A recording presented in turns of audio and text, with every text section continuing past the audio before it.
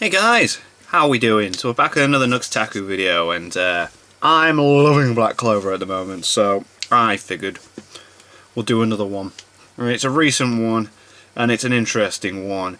This is the criminally underrated power system of Black Clover. There is no real power system, it's magic. So it's always very easily explained as, I'm in a tight spot, I'm gonna go beyond my limits now, and I do, and then I one-shot the boss with the sword, and boom! I'm stronger now. Let's just get into this. The criminally underrated power system of Black Clover. Black Clover, that one little new anime that everyone immediately discarded due to its sheer genericness. Yes, that is a word. So I'm not gonna do the whole underdog bullshittizzle where, oh, I'm such a legend, covering the shows no one else will. Oh, I could just imagine all the hate I'll be getting for this. I'm risking my career here as the hero you didn't deserve, but the hero you needed. None of that. I don't like that. I mean, feel free to think that I'm the hero that you didn't deserve but you needed, but it's not like you heard that from me or anything, you bacas. So, okay. No holds barred. I'm excited to talk to you guys about why Black Clover's power system at this point in time is my third favorite power system in all of anime. But Nux! You're not allowed to give personal opinions that differ from the norm. I'm in a weird mood today writing this script, and I hope I'm in the same mood when it comes to recording the video, or I will greatly regret my actions. Has anyone else noticed that when I get tired, I totally just become a sarcastic tsundere? Well, no? Just me? Okay, well, screw you too, bakas! Like most anime power systems, different people have different affinities to different types of magic. Yes. Where no two people have identical magical powers. Case in point, Finral and Langris are brothers, and were both brought up in the same way. That said, they both use spatial magic, which is freaking cool, by the way. Teleportation! Like that, it's manifested differently in each of them. Finral can open little dimensional fissures connecting different points in space. This is useful magic when it comes to traveling large distances and when it comes to supporting allies in fights. When your boss needs to go to the toilet quick. Attacks or opening holes that his allies can jump out of and stab swords up the enemy's asshole! Which, totally didn't happen. Wink, wink. But his brother Langris, who, also uses spatial magic, his took the shape of very offensive magic. By merely swiping his hand, he can erase anything before him from existence. Damn. His seemingly almost broken offensive power, while unlike having the advantages of Finral's, Langris's can do one thing. Granted, it may or may not be absolute freaking hacks, but it's hacks unique to him. Not to mention, Finral's personality is far more passive, soft, and cowardly, yes, whereas Langris is a jackhammer, facing forward, aiming forward, and doing anything to make any obstacle in front of him disappear. So it's all too fitting that their spatial magics, while similar, each took a drastic turn based on their individuality. Before and it's their honestly, personality, that is a level that's of cool. individuality to everyone's magic that really made me dig deeper to the point that it's my third favorite magic system, easily. In Naruto, unless you have a Sharingan or a reincarnation of Ninja Jesus, the magic system affinities fall into 5 categories of chakra natures. Anyone with an affinity to fire can train and use the fireball jutsu. Granted, fire doesn't burn in anime unless you're FMA and actually care about science, but you get my drift. Kekkei Genkai, for example, only comes to those born into the right family. Yeah. That gives a massive advantage against a layman ninja. In Black Clover, even if you have an affinity to a certain magic element, it's not like you can obtain the entirety of Fire Magic's move pool. Every large spell is learned based on the individual caster, on their personality and on their they don't just acquire everything and go, oh, I can do this straight away. It gives off a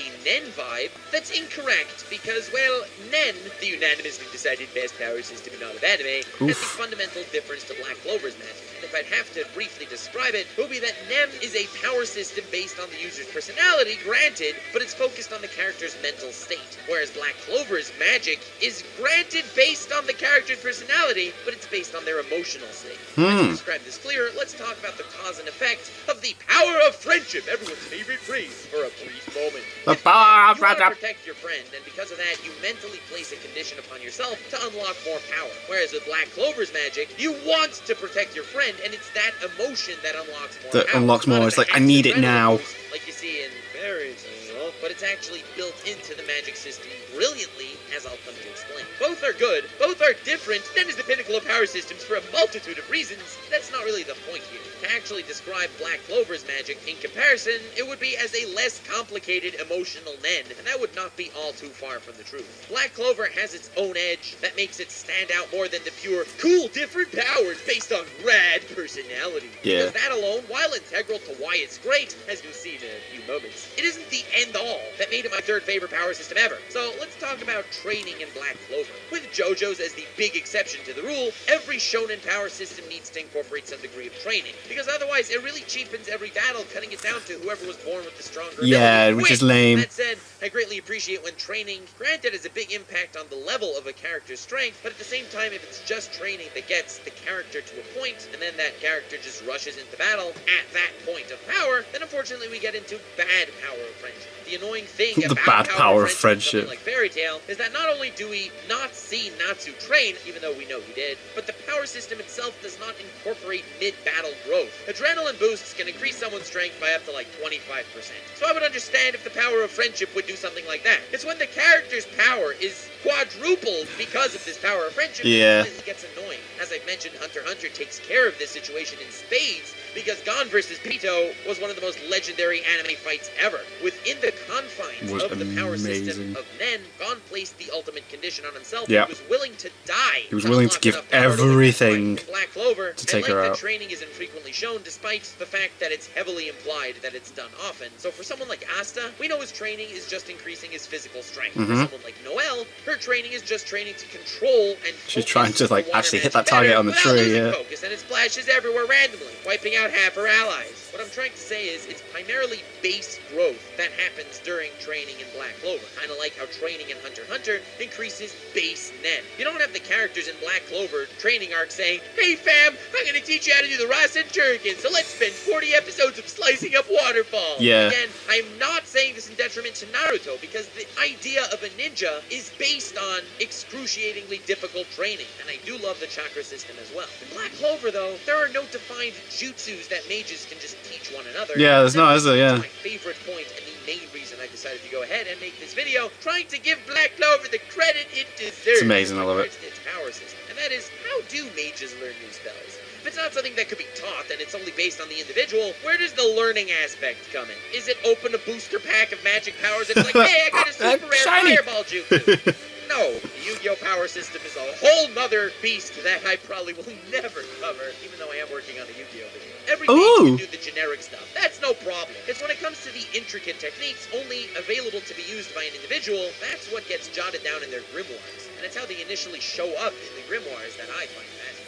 And I will highlight what I love about it. That is awesome, like, as soon as he learns something, it gets inscribed into the books. We'll focus on the character Ghosh, easily the biggest douche in the Black Bulls, and of course I mean that as a compliment. I genuinely believe him to be a great character despite his slight little sister fetish. Don't worry, it's not weird at all. This is anime. I'm sure you used it the nosebleeds and... Society where I just said that. Anyway, Ghosh uses mirror magic and everything that entails. To describe his basic personality, in a single phrase, it would be self-centered to the extent of blatant immorality. And that makes up every fiber of his being psychologically, as well as why he does everything he does. He's in love with his little sister. Granted, I'm pretty sure it's not in a sexual way, but then again, this is anime. We don't know what's behind the scenes. Don't go that! And you know who else doesn't know what happens behind the scenes? The nun lady. So of course, there's a restraining order on him to keep him away from his sister, where he only gets monthly, relatively creepy visitation rights. This creepiness of his even landed him in jail, and the only reason why he's out is because he's now affiliated to the magic guild known as the Black Bulls, a rather off-the-beaten-path group of magic knights that make the Fairy Tail Guild look composed and utterly normal. Yeah, I have to do a Black Bulls video. But again, yes, he's you a magic do. knight, which is the most selfless of positions, but at the same time, he's only there to not be imprisoned and get his monthly Emoto-chan. At least those who become knights for prestige and honor, rather than actually helping anyone, they're doing the right actions for morally relatively upright reasonings. Go Shane! At all. And don't get me wrong, he ain't totally sane aside from that either. When his sister was getting along with Asta, Ghosh tried to kill Asta, which is rather impolite. So of course, his mirror magic reflects his personality perfectly. Did you see what I did there? Brilliant. Pretty genius. Because what someone sees when looking directly into a mirror is only themselves. One of his go-to attacks is making a reflection of himself and turning that into a clone to fight alongside him. Because he never stands beside others, and he only acts for himself. Even his love for his interesting, sister, interesting. despite being a little weird, it's a false, self-serving love. His sister was having fun with Asta, and it pissed him off. If he truly loved his sister, he should be happy to see her happy, but he's not. He's only happy to see her happy when she's happy because of him. When a ton of children get kidnapped to get their magic energy drained, he rushes in to save his sister, and he leaves the rest. He leaves them all behind, yeah. Outstanding knight, I know. Much to be learned from this fella. Interestingly enough, though, this acts as a polar opposite to Asta, who takes the job as a magic knight completely seriously, to the simplest of definitions. But unlike Ghosh, who has a surprisingly tremendous amount of magic power, Asta has none, but still fights. Where his motto is, not giving up is my magic. Which honestly, as far as the cringy protagonist shonen mottos go, this is easily my second favorite after prepare for trouble and make it double. No, that was not an excuse to just do my James voice, okay? Freaking love my James voice. But it's because that motto of Asta really encapsulates what's special about him. Obviously, it's a phrase that isn't taken literally, but it goes to show just how powerful a positive mental state is, because Asta's not deluding himself. He's genuinely happy, and that is another future video topic I'm eager to cover, because there aren't a lot of genuinely happy shonen protagonists, and it's a shame, because it's a pleasure to have them on screen. Yeah. It just makes me happy. Being in a positive mental state affects those around you, just like how a negative one can spoil everyone's moods in the vicinity. And this is the quality of Asta that Ghosh started vibing with. It was years of him in solitude, never finding happiness. He lived for his brief sister visits, and those brief visits flew by as very transient happiness. He lived every moment just hoping it would pass faster so he can get to those impossibly short moments where he at least thought he was happy. He saw how Asta cared about other people, and how that itself gave Asta the wherewithal to push himself past his limits and genuinely feel happiness and accomplishment. So with that envy lingering in his subconscious, he only saved his sister, who begged him to go back and help everyone else. No, you gotta help Asta. The average Ghosh reply would be a hard no. But it's not even that his conversation with Asta directly caused his change of mind. It was the fact that his sister, the only thing in the world that he loved, was begging him to do something, and he just didn't care. He finally, after so many years, realized this love for his sister is purely self-absorbed. In fact, to a certain extent, he doesn't really care about his sister at all as long as she's okay, but that's really only for him. It's a combo of seeing how Asta genuinely cares for other people and being happy doing so, and him seeing in himself that he genuinely doesn't care about the one thing he deluded himself to think he did care about. And that drove him to the point of listening to his sister's wishes and going back to save those children and support Asta in a seemingly impossible fight. And we see that this actually changed his personality distinctly for the remainder of the entire series. He'll always complain about it, but he'll always put up a fight to defend his friends and his guild, because for the first time in his life, he actually considers them friends. Actual two-way friendships are genuine friendships, not those self-centered ones. And it's this slight evolution in his core character via this experience that caused an additional page to be added to his grimoire with a spell that allows him to make a perfect mirror clone of his comrade, where this clone can use that comrade's same exact abilities, acting in perfect sync and as a perfect support to his friend. I feel like all this was necessary to say to accentuate the point that I said earlier about how, while Nen activates the power of friendship via thought, Black Clover's magic activates the power of friendship via feel. In this exact situation, it would have involved Ghosh to make the conscious decision that he wanted to save his friend, and be willing to place some form of condition upon himself to allow him to activate a new Nen power that we'd see in Hunter x Hunter. Whereas in Black Clover, similar power of friendship is activated through emotions and subconscious character growth. It's so much simpler and so much less calculated, but it's also really beautiful in a way too. This is my absolute favorite aspect of the Black Clover power system. It's hype and it's original. To see it incorporated into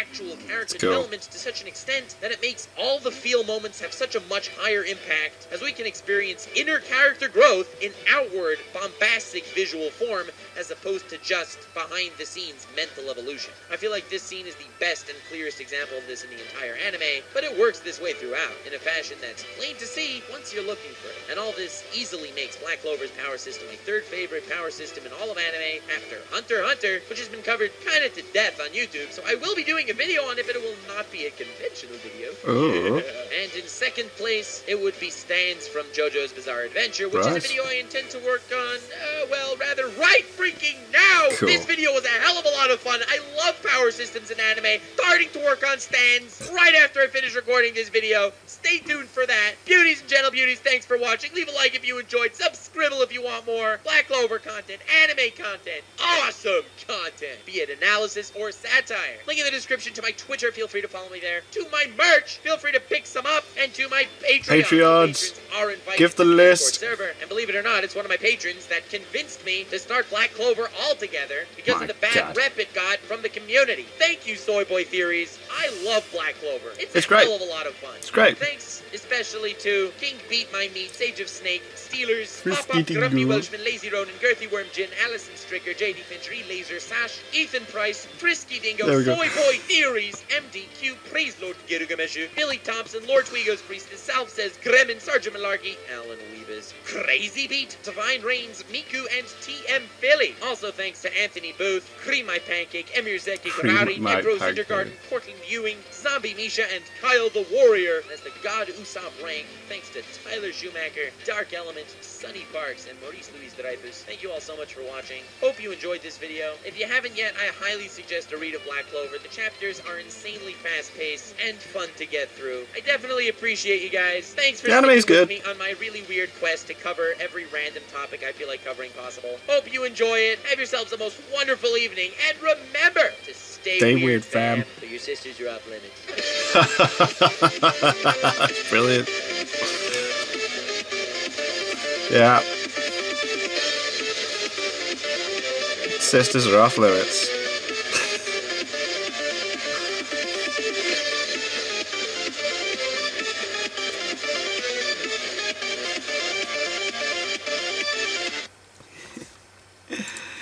Oh, Nux, you make some funny videos. I like them a lot.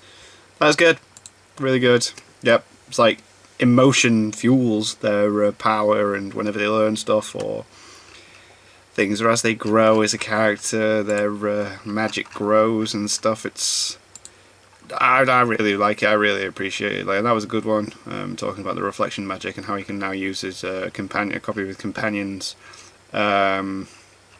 Because he's learned to actually accept and care about other people other than himself and his sister.